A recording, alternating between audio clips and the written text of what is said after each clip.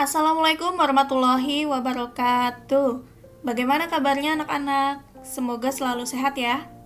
Harus tetap semangat dan jaga kesehatan. Pembahasan minggu lalu, Ibu sudah membahas mengenai tekanan zat padat. Pada pertemuan kita kali ini, Ibu akan membahas mengenai tekanan zat cair ya. Selain zat padat, zat cair juga mempunyai tekanan. Tekanan yang dihasilkan oleh zat cair dapat dipelajari dalam beberapa pembahasan seperti tekanan hidrostatik, lalu ada bejana berhubungan, ada hukum Pascal, dan juga ada hukum Archimedes. Oke, kita langsung bahas ya.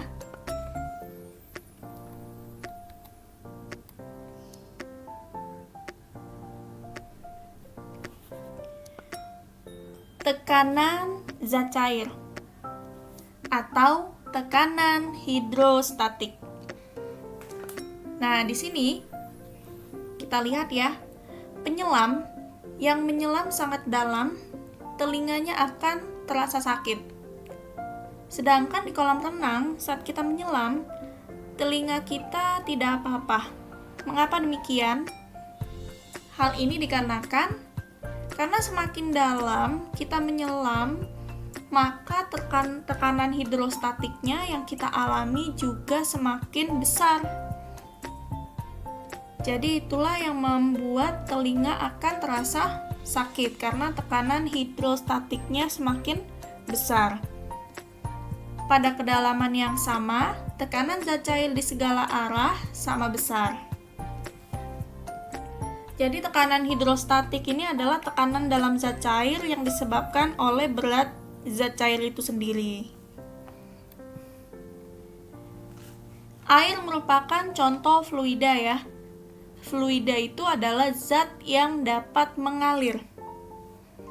Tekanan hidrostatik terjadi pada zat cair yang tidak mengalir.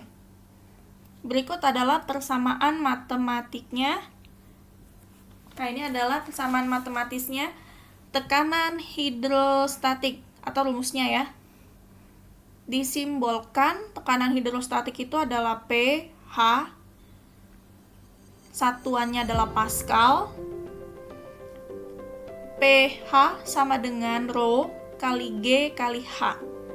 Rho di sini merupakan massa jenis zat cair, satuannya kilogram per meter kubik. G merupakan percepatan gravitasi, satuannya meter per sekon kuadrat. Kemudian ada H. H di sini adalah kedalaman, satuannya meter. Nah, ini merupakan rumus dari tekanan hidrostatik.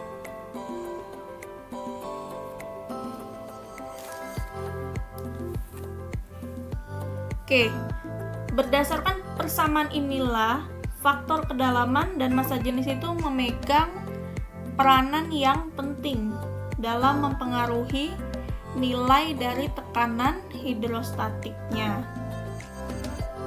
Jadi pengetahuan kita akan tekanan hidrostatik ini sangat penting ya. Salah satunya ketika membangun bendungan untuk pembangkit listrik tenaga air atau PLTA ya. Ketebalan bendungan harus disesuaikan agar tidak jebol ya, karena pengaruh kedalaman air yang dibendung. Menurut konsep tekanan hidrostatik, ketebalan bagian bawah bendungan harus lebih besar. Karena semakin dalam air, maka tekanan airnya itu juga semakin besar. Tekanan zat cair itu dipengaruhi oleh massa jenis zat cair, percepatan gravitasi, dan juga kedalaman yang dihitung dari permukaan zat cair. Jadi tekanan ini merupakan tekanan hidrostatik ya. Kita lanjutkan lagi ya. Di sini ada bejana berhubungan ya.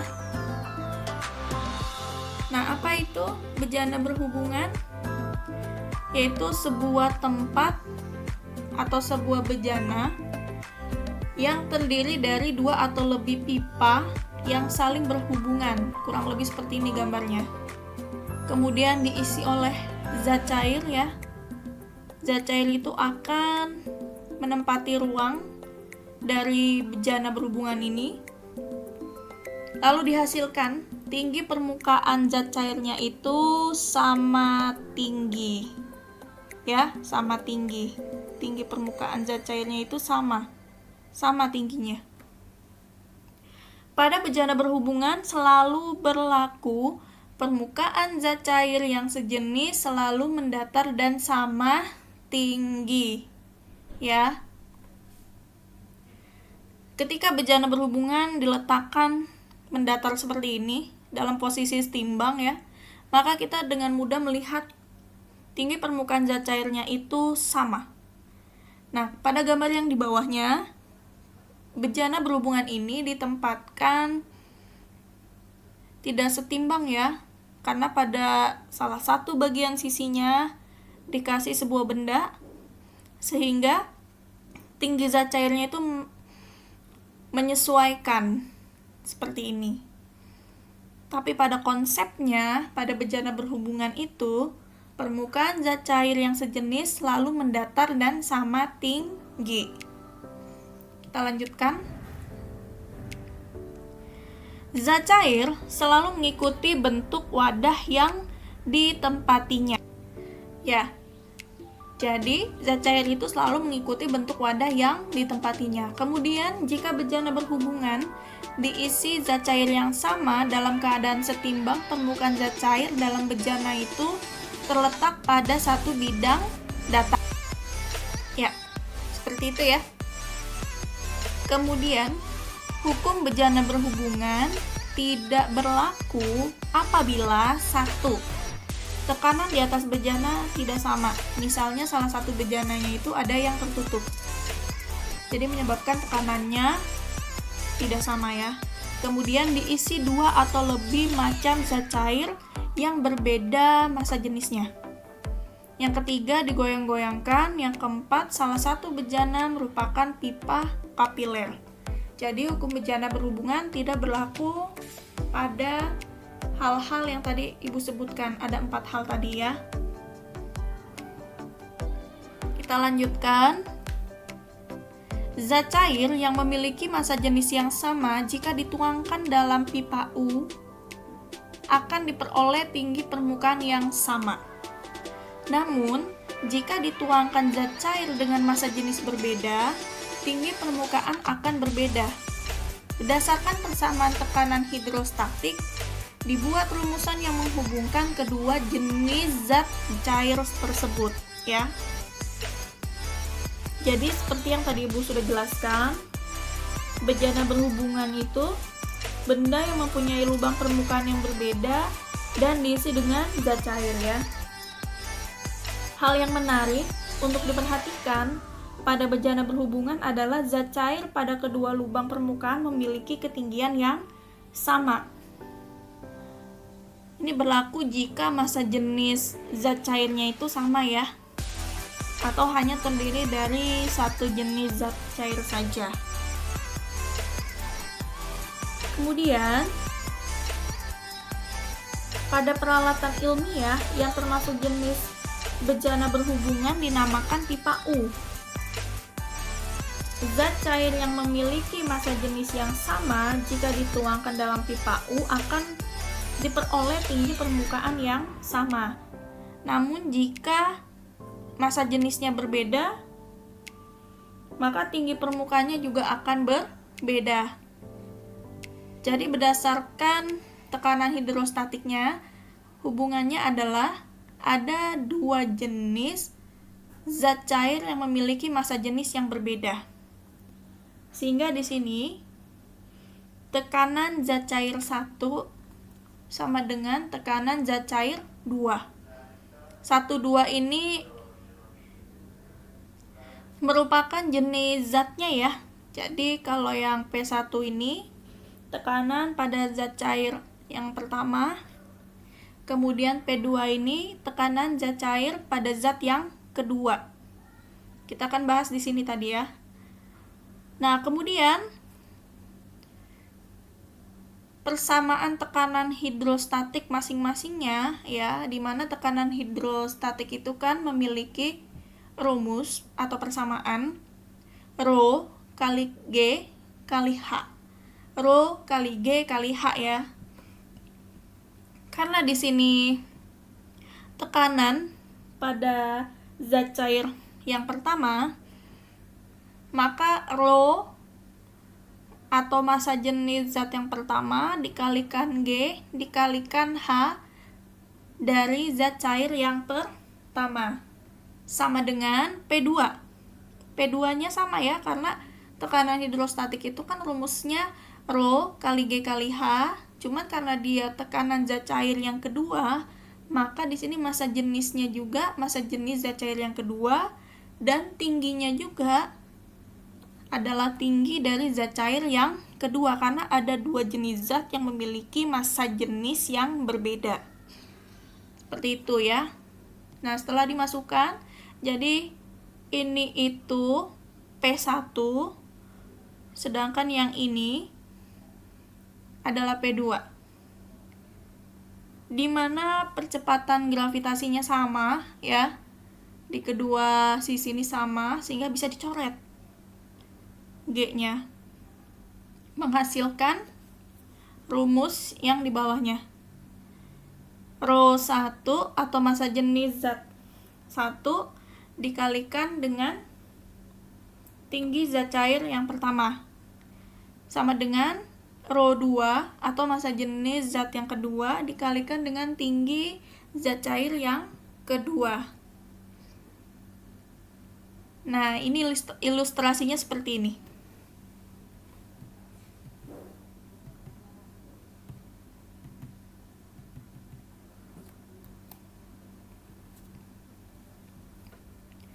Nah, ini tadi ya. Jadi ada pipa U di sini diisi oleh dua jenis zat cair, yang satunya air, yang satunya minyak, di mana massa jenisnya ini berbeda. Ya, menghasilkan ketinggian yang juga berbeda. Ya, memiliki ketinggian yang berbeda.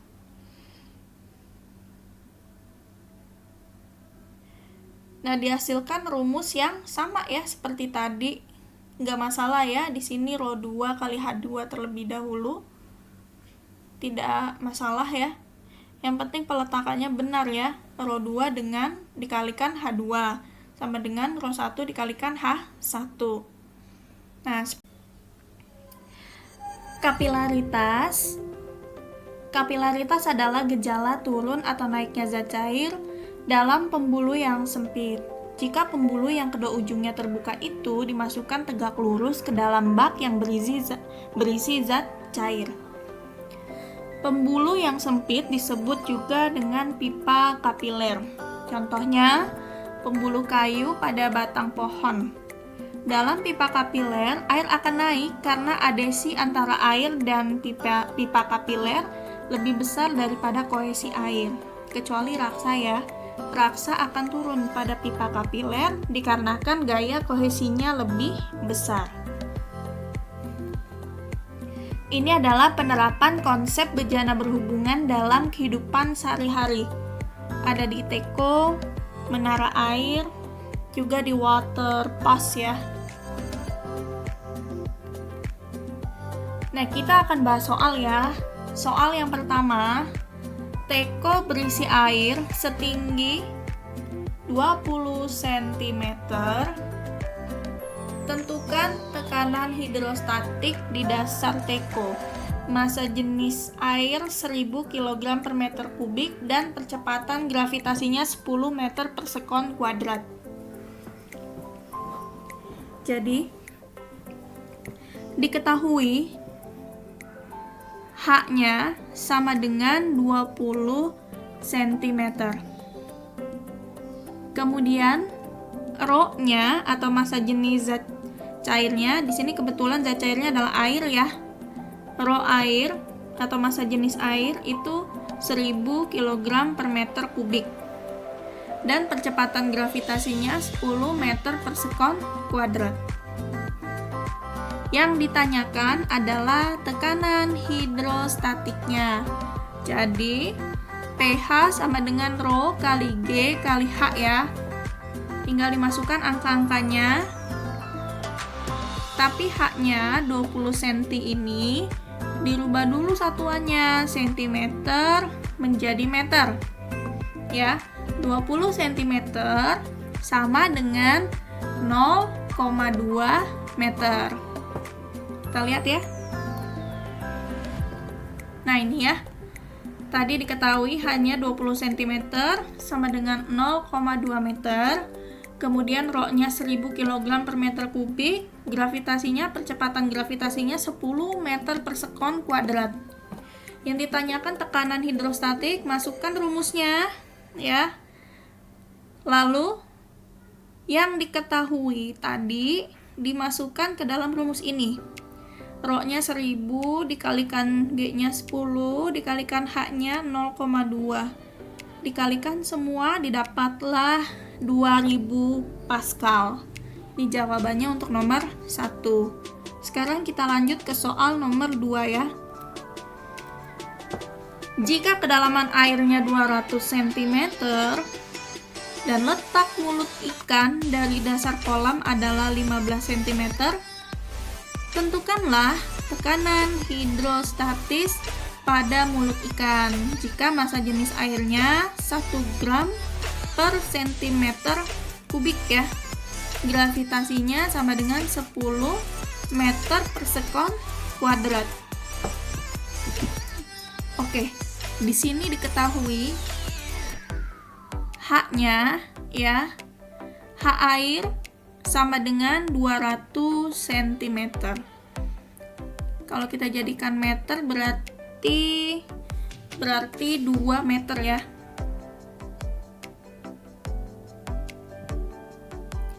Nah, kemudian di sini ada tinggi mulut ikan ke dasar kolam. Itu 15 cm atau 0,15 meter. H yang ditanya adalah H yang dari permukaan air sampai dengan mulut ikan. Jadi harus dikurang antara tinggi airnya ya dengan tinggi mulut ikan sampai ke dasar kolam. Kita lihat di sini. Nah, di sini ada tinggi airnya 200 cm sama dengan 2 meter. Lalu tinggi mulut ikan ke dasar kolam itu sama dengan 15 cm atau sama dengan 0,15 meter. Kemudian didapatkan H-nya sama dengan 2 dikurang 0,15 sama dengan 1,85 meter. Jadi H inilah yang kita gunakan nanti ke dalam rumus ya. Antara lain tinggi dari permukaan air sampai dengan ke mulut ikan. Kemudian diketahui juga massa jenis airnya itu 1 gram per cm kubik itu sama dengan 1000 kg per meter kubik ya. Lalu percepatan gravitasinya sama dengan 10 meter per sekon kuadrat. Yang ditanyakan tekanan hidrostatik, kita tulis rumusnya dulu. Dibiasakan menggunakan diketahui, ditanya jawab ya. Jadi menggunakan cara kalau menyelesaikan soal-soal cerita seperti itu. Nah, di sini Rho-nya itu 1000 dikalikan G-nya 10, H-nya tadi sudah didapat 1,85. Sehingga dikalikan semua menghasilkan 18.500 Pascal. Ini adalah jawabannya untuk nomor 2. Kita lanjut ya ke nomor 3. Ya, nomor 3, jika massa jenis airnya 1000 kg per meter kubik dan gravitasinya, percepatan gravitasinya maksud saya itu sama dengan 10 meter per sekon kuadrat. Tekanan yang dialami ikan sebesar, kurang lebih gambarnya seperti ini ya. Nih, ilustrasinya seperti ini. Ini anggaplah suatu wadah di mana tinggi airnya itu 28 cm. Kemudian diketahui tinggi dari permukaan air sampai dengan mulut ikan yaitu 8 cm. Lalu tinggi yang mana yang digunakan? Yang ini ya, yang tinggi dari permukaan sampai dengan mulut ikan yaitu 8 cm. Jadi bukan dikurang seperti yang soal nomor 2. Kalau soal nomor 2 itu yang diketahui itu sebaliknya. Ya, dia diketahui juga tinggi airnya. Untuk yang soal nomor 2 ya. Kemudian diketahui tinggi dari mulut ikan sampai ke dasar kolam. Nah, sedangkan H yang nanti akan dipakai adalah tinggi dari permukaan sampai dengan ke mulut ikan. Jadi, kalau dalam kasus soal nomor 3, langsung saja kita pakai yang 8 cm. Oke, kita lihat. Ya, seperti ini ya. Nah, ini tinggi airnya 28 cm sama dengan 0,28 meter. Kemudian, tinggi mulut ikan ke permukaan kolam itu 8 cm sama dengan 0,08 meter ya. Jadi H yang dipakai yaitu tinggi dari mulut ikan ke permukaan kolam atau permukaan kolam sampai ke mulut ikan. Itu ya. 0,08 meter. Jadi berbeda dengan soal yang nomor 2 tadi. Jadi harus dikurang dulu. Oke. Diketahui massa jenis airnya 1000 kg per meter kubik, kemudian gravitasinya 10 meter per sekon kuadrat. Yang ditanyakan adalah tekanan hidrostatik ya. Kita masukkan rumusnya, tekanan hidrostatik itu adalah Rho, massa jenis, kali G, kali H ya. Kemudian, dari yang sudah diketahui ini, tinggal dimasuk-masukkan saja ya. Kayak Rho-nya, massa jenisnya 1000. Dari sini ya, 1000 ya, dari soalnya. Kemudian percepatan gravitasinya 10. Tingginya, kita pakai tinggi yang ini tadi ya, 0,08 meter.